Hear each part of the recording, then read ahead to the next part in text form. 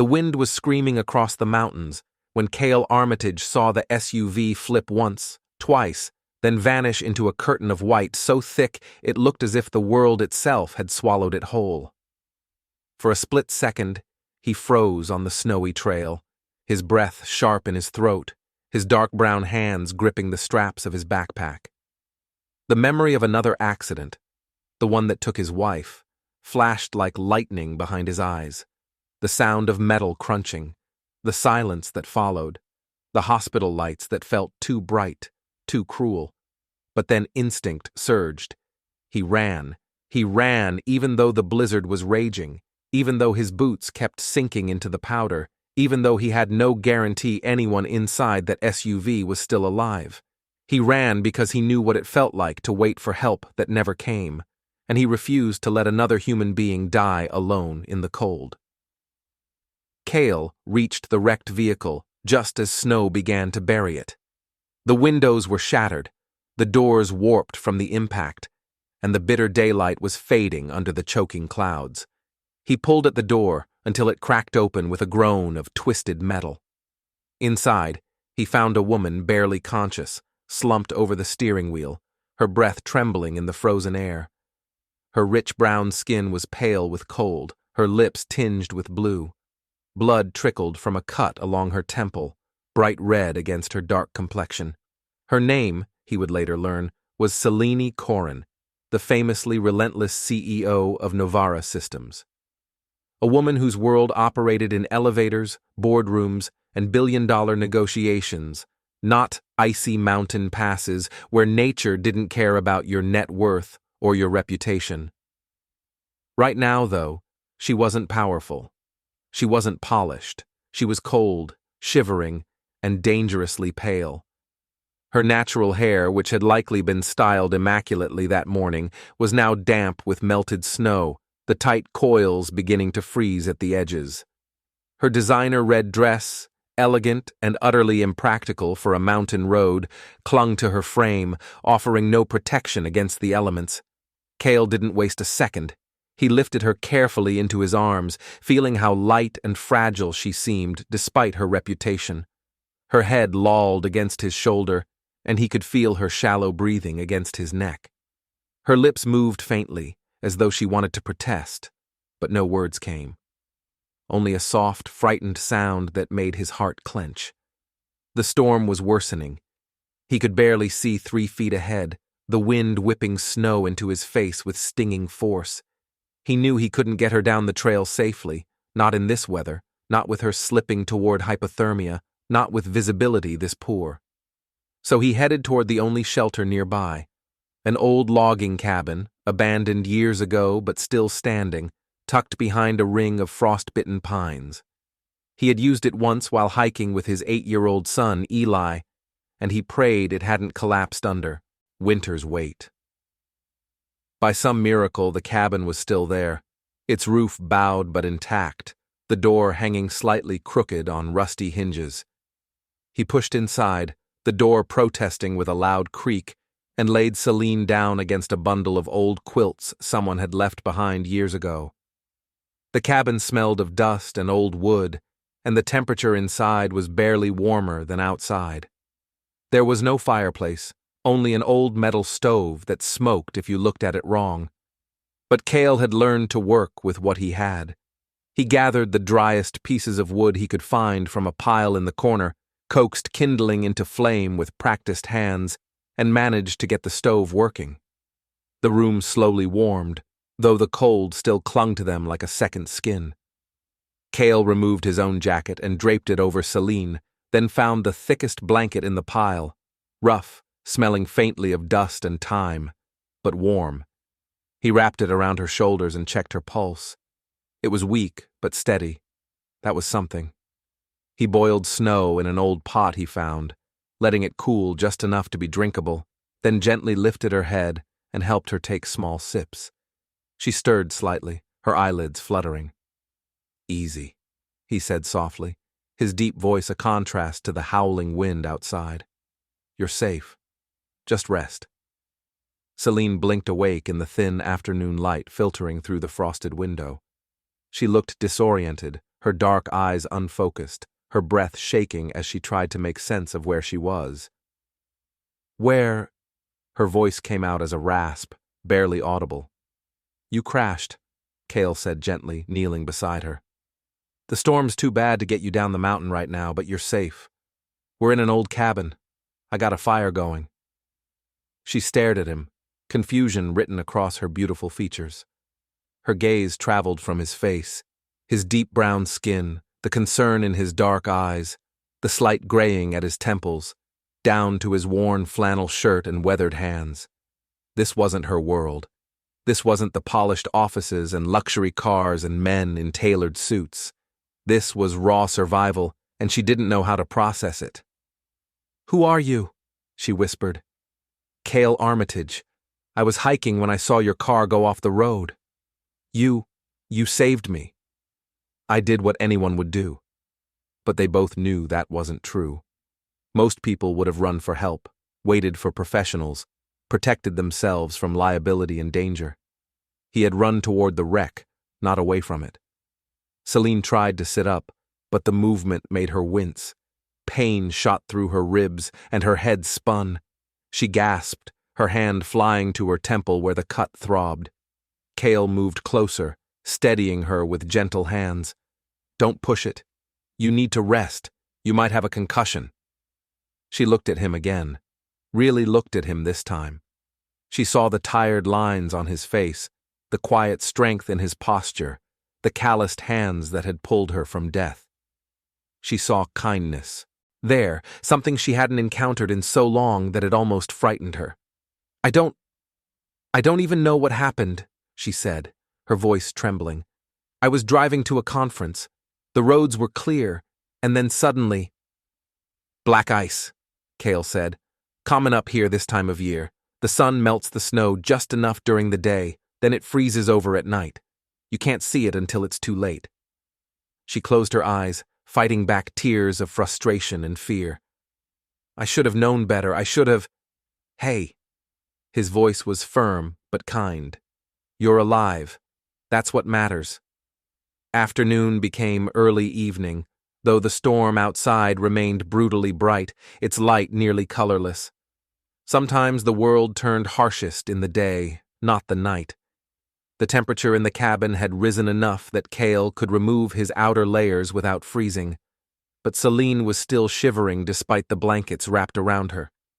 Her body was going into shock, her core temperature dangerously low. She tried to hide it, tried to maintain some shard of composure, but he could see the way her jaw trembled, the way her fingers wouldn't stop shaking even when she tucked them under her arms. You need to get warmer, Cael said, adding more wood to the stove. Your body temperature is still too low. I'm fine, she said, but her teeth chattered on the last word, betraying her. You're not fine. You're hypothermic. She looked away, embarrassed to be so vulnerable in front of a stranger. In her world, showing weakness was dangerous. Admitting you needed help was a liability. But here, in this freezing cabin with death still hovering close, none of those rules applied.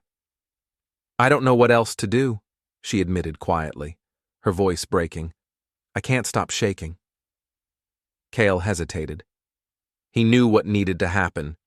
Shared body heat was often the best treatment for hypothermia when medical care wasn't available.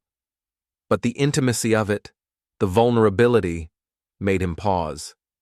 He thought of his wife, of the last time he had held someone close, of the promises he'd made to himself about keeping boundaries, protecting his heart. But this wasn't about his heart. This was about keeping another human being alive. There's a way, he said carefully, but I need your permission. Selene met his eyes, understanding dawning in her gaze. For a moment she looked terrified, not of him, but of the intimacy, the trust it would require. In her world, closeness always came with a price, always had an agenda. But something in his eyes told her he was different. Something in the way he had saved her, tended to her, asked for permission, told her she could trust him. Okay, she whispered. Cael moved closer, settling beside her against the wall. He opened his arms, and she hesitated only a moment before leaning into him. Her body was cold against his, her breath uneven, her whole frame trembling. He wrapped the blanket around both of them, creating a cocoon of warmth, and held her carefully, respectfully, his arms a shelter rather than a cage. At first, it was uncomfortable, two strangers pressed together by necessity, both hyper-aware of every point of contact. But slowly, gradually, warmth began to spread between them. Her shivering started to ease. Her breathing deepened. She smelled faintly of frost and expensive perfume, but underneath that, there was something unguarded, something raw and human that had nothing to do with her corporate persona. For the first time in a long time, Cael felt another person rest against him, not out of desire or obligation, but trust. Pure, simple trust that he would keep her safe. Selene didn't speak for a long time. Instead, she listened to the storm outside and the steady beat of his heart beneath her ear. It was such a simple thing, that heartbeat, but it anchored her to the present, reminded her she was alive, that someone had cared enough to run into a blizzard for a stranger. When she finally did speak, her words spilled out quietly, as though she had been carrying them for years, and finally found someone safe enough to hear them. "I'm not used to this," she said softly. "Used to what?" "Kindness without a price, help without conditions." She paused. "In my world, everything is a transaction. Everything has a cost." Cael was quiet for a moment, his hand gently rubbing her arm to generate warmth. "That sounds exhausting." She laughed, a bitter, tired sound. "It is. I haven't taken a real day off in 8 years, not since my father died and I inherited Novara Systems, the company that slowly turned me into someone even I can barely recognize." Her voice cracked on the last words, and Cael felt her tense against him, fighting tears. "You don't have to be that person here," he said gently. "Right now, you're just Selene. Not a CEO, not an executive. Just a woman who survived something terrible and is trying to get warm." The simplicity of his words broke something open inside her. She didn't cry. She had trained herself too well for that.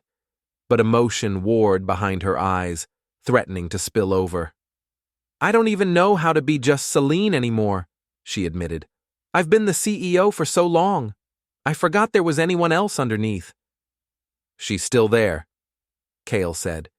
"You just have to give her permission to come out." They fell into silence again, but it was a different kind of silence now. Not uncomfortable, not awkward. Just two people sharing space and warmth and truth. Eventually, Selene asked about him. "Why were you out here, in the middle of a storm?" "I wasn't in the middle of it when I started," Cael said with a slight smile. "I was hiking. It's something I do to clear my head. The storm moved in faster than the forecast predicted. That was lucky for me, unlucky for you. I don't see it that way." "Why not?" He was quiet for a moment, choosing his words carefully. 3 years ago, my wife died in a car accident. I wasn't there. I was at work, and by the time I got to the hospital, she was already gone. His voice was steady, but Selene could hear the old pain beneath it. "I've spent every day since wishing I could have been there, wishing I could have done something. So when I saw your car go over, I didn't think. I just ran. Because I couldn't save her, but maybe I could save you." Selene turned slightly to look up at him, her dark eyes shining with unshed tears. "I'm sorry. I'm so sorry that happened to you." "Me too." He paused. "But it taught me something. Life is fragile. People need each other. And when you have the chance to help someone, you take it. No hesitation, no second guessing. You just do it." "That's rare," Selene said softly. "That kind of selflessness. I don't see it in my world." "Maybe you're looking in the wrong places." She considered that. "Maybe I am." They talked through the afternoon as the storm continued its assault on the world outside.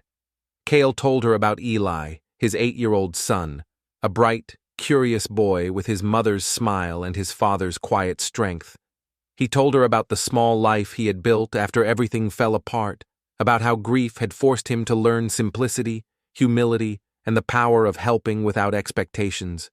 He didn't pretend to be a hero. He didn't pretend to have a perfect life. He just spoke with quiet honesty, and that honesty was more powerful than any polished speech Selene had ever heard in a boardroom. In turn, Selene talked about the pressure of running Novara systems, the constant demand for perfection, the impossible standards she set for herself and everyone around her. She talked about the loneliness of being at the top, where everyone wanted something from you and no one just wanted you. She talked about her father, a brilliant engineer who had built the company from nothing, who had taught her to be strong and resilient and never show weakness.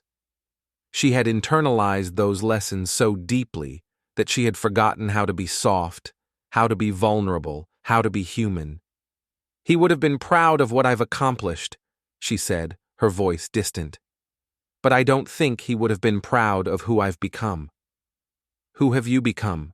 Cael asked gently. "Someone who fires people on Christmas Eve because the numbers demand it.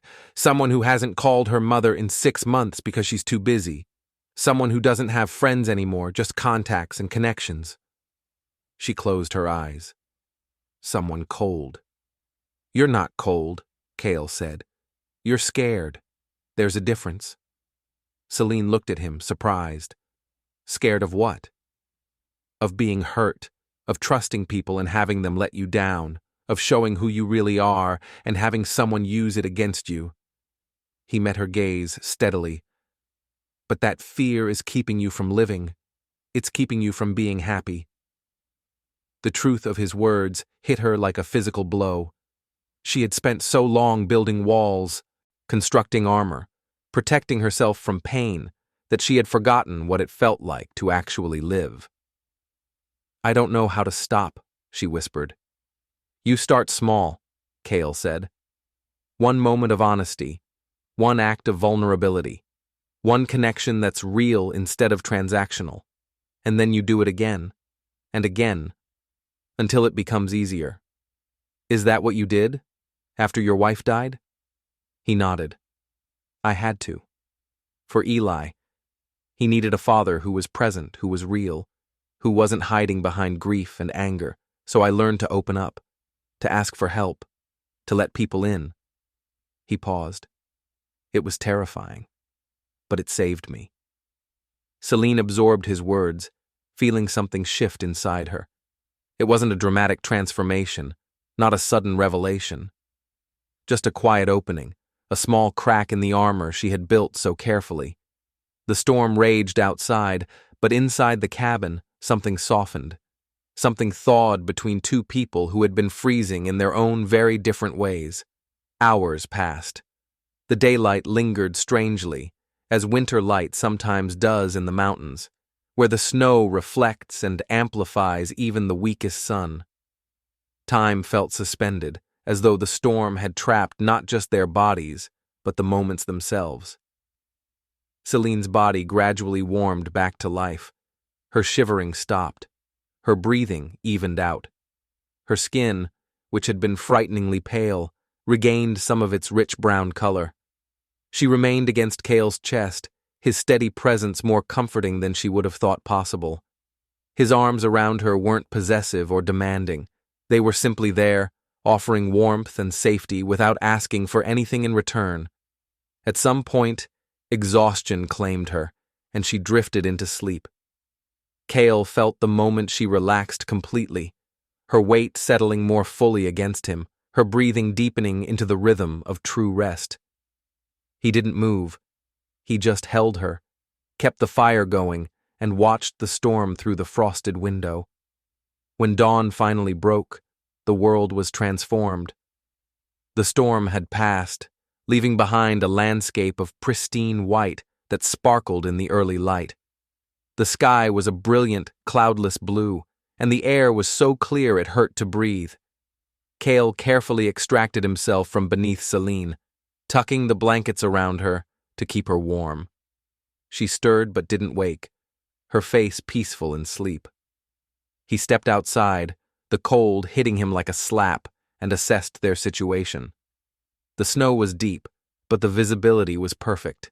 They could make it down the mountain now, or at least signal for help.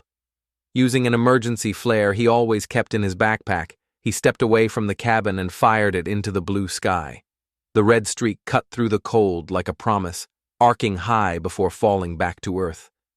Within an hour, he heard the distant sound of helicopter blades. The rescue team landed in a clearing a quarter-mile from the cabin. Cael woke Selene gently, helped her into his jacket since hers was still damp, and supported her as they walked through the snow to meet their rescuers. The medics immediately began checking her vitals, wrapping her in heated blankets, asking questions about her injuries. She answered mechanically, her mind still foggy, her eyes searching for Cael in the confusion. He was talking to one of the rescue coordinators, gesturing back toward where the SUV had gone off the road. His dark skin was striking against the white landscape. His tall frame relaxed but alert, his voice calm and clear as he explained what had happened. Selene watched him. This stranger who had saved her life, who had held her through the worst night of her life, who had shown her a kind of kindness she had forgotten existed. And she felt something she hadn't felt in years, genuine gratitude that had nothing to do with business or obligation. They loaded her into the helicopter, but before they took off, she called out to Cael. He approached, his dark eyes concerned. "You okay?" "I don't know how to thank you," she said, her voice almost lost in the sound of the helicopter blades. "You don't have to thank me." "Yes, I do. You saved my life." "Anyone would have—" "No," she interrupted firmly. "Not anyone. You did. You ran toward danger when most people would have run away. You stayed with me when you could have left me and saved yourself. You gave me warmth and comfort and asked for nothing in return." Tears finally spilled down her cheeks, warm against her cold skin. "You reminded me what it means to be human." Cael reached out and gently squeezed her hand. "You reminded me too." The medic indicated they needed to leave. Selene held Cael's hand a moment longer, memorizing his face, the kindness in his eyes, the strength in his touch. "Can I see you again?" she asked. "After all this?" He smiled, and it transformed his face, making him look younger, lighter. "I'd like that." "I'll find you," she promised. "I believe you will." The helicopter lifted off, carrying her away from the mountain, from the cabin, from the man who had saved her in more ways than one. Cael watched until the helicopter was just a speck against the blue sky, then turned and began the long walk down the mountain. His body was exhausted, his clothes still damp, his hands numb from the cold, but his heart felt lighter than it had in 3 years. 2 days later, Cael was at home with Eli, helping his son with homework at the kitchen table, when there was a knock at the door. He opened it to find Selene Korrin standing on his porch, looking nothing like the half-frozen woman he had pulled from a wrecked car. She was polished again, expensive coat, perfect makeup, her natural hair styled in elegant twists. But her eyes were different, softer, more open. "Hi," she said, suddenly seeming nervous despite all her confidence and power. "Hi," Cael replied, surprised but genuinely happy to see her. "I told you I'd find you." She smiled. "I wanted to thank you properly, and to apologize for falling asleep on you for 6 hours. He laughed. "You needed the rest." "I did." She paused. "I also wanted to ask if you'd let me meet Eli, if that's okay. I know it's forward, but I feel like I want to know the people who matter to you." Cael's heart swelled. This woman, who could have sent a check or a gift basket and moved on with her life, had instead driven to his modest home in the suburbs to meet his son. "I'd like that," he said, stepping aside to let her in. Eli looked up from his homework, his brown eyes curious. "Dad? Who's that?" "This is Selene," Cael said. "She's a friend. We met on the mountain." Eli studied her with the frank assessment only children can manage. "You're pretty," Selene laughed, a real, genuine laugh that Cael hadn't heard before. "Thank you. You're pretty handsome yourself." Over the next hour, Selene sat at their kitchen table, drinking coffee and talking with Eli about school, about his favorite books, about the solar system model he was building for science class. She didn't talk down to him or dismiss his interests. She listened with genuine attention, asked thoughtful questions, and even offered to help him paint the rings of Saturn. Cael watched this powerful CEO, this woman who commanded boardrooms and negotiated billion-dollar deals, sitting in his humble kitchen and laughing with his son. And he saw what he had glimpsed in the cabin. The real Selene, the one who existed beneath the armor, the one who was warm and curious and kind. After Eli went to bed, Cael and Selene sat on the porch, watching the stars emerge in the clear night sky. "Thank you for letting me come," Selene said softly. "I know this is probably weird." "It's not weird," Cael assured her. "It's nice. I'm glad you're okay." "I am, thanks to you." She paused. "The doctors said if I'd been out there much longer, I would have died. You saved my life, Cael, literally." "I'm glad I was there." They sat in comfortable silence for a moment, then Selene spoke again. "I've been thinking about what you said, about starting small, about one moment of honesty at a time." She turned to look at him. "I called my mother yesterday. We talked for 2 hours. I cried. I apologized for being distant. And she forgave me." Cael smiled. "That's good. That's really good." "I also pushed back a board meeting so I could take a weekend off. First time in 8 years. She laughed. My assistant almost fainted. "How does it feel?" "Terrifying, liberating, strange." She met his eyes. "But good. It feels good. That's because you're taking your life back." "I'm trying." She hesitated. "Would you help me? Keep helping me, I mean. I don't have many people in my life who are real, who see me as just Selene. But I think you do." Cael reached over and took her hand, his dark fingers warm against hers. "I'd be honored." Their worlds were different, his small and simple, hers large and complex. But kindness, humility, and a near-death night in a frozen cabin had built a fragile bridge between them. And sometimes that's all two broken human beings need. A bridge, a connection, a reminder that beneath all the armor and pain and fear, they're just human, just alive, just hoping to find someone who sees them truly. Over the following months, Selene became a regular presence in Cael and Eli's life. She came for dinners, for movie nights, for homework help sessions where she proved surprisingly good at math.